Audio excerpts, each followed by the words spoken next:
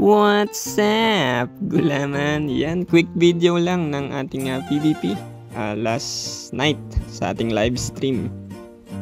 Yan, pakita ko lang kung paano maglaban ang Royal Guard at Rune Knight, no?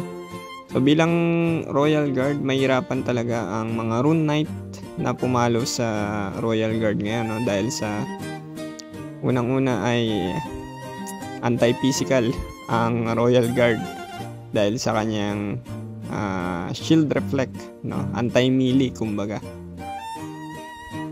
Yan, para sa mga nahihirapan pa, no, na pumatay ng Rune Knight. Actually hindi talaga kayang pumatay ng Royal Guard, no. Sobrang hina ng Royal Guard. Kaya pag-isipan mong mabuti bago ka lumipat sa Royal Guard, no. Kung makikita nyo dyan, pinapatay lang ng Rune Knight yung kanyang sarili kung papalo siya ng papalo sa Royal Guard dahil sa reflect, no? Pero kung makikita nyo yung mga damage ko dyan, yan 12k, 6k, di ba? 19k, 9k, mababa yan, no? 18k, mababa. Tapos yung reflect yun, may 40k tayo minsan sa Moon Slasher, mababa yun. Pero ang mga damage ng Warlock, 'di ba, nasa 100k, 200k, 300k na. Yan. Kaya malabo, mahirap talagang pumatay. Tsaka matagal din pumatay. So ang pinakamagandang gawin lang talaga ng Royal Guard ay tumambay. 'Di ba?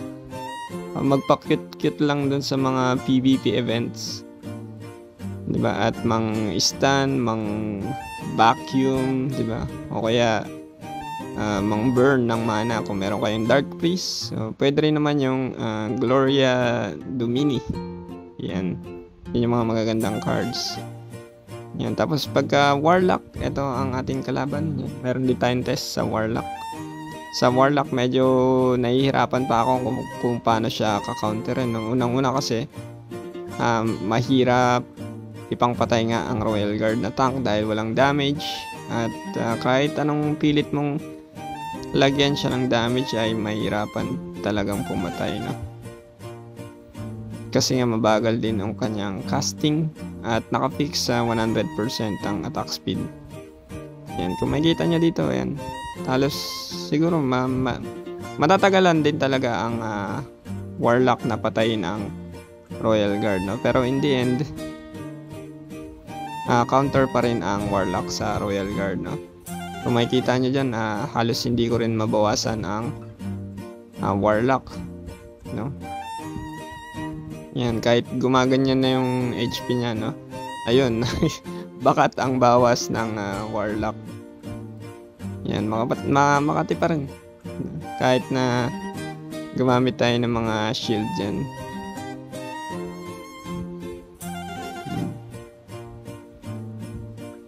So, yan, baka meron kayong ibang alam na paraan, no, para manalo sa Warlock ng 1v1. No, pero tingin ko ang pinakamagandang counter sa Warlock ay Gloria Domini, no, at saka Dark Priest. Hindi ka na mapapatay ng Warlock, no, kung wala siyang mana, syempre. Yun lang, no.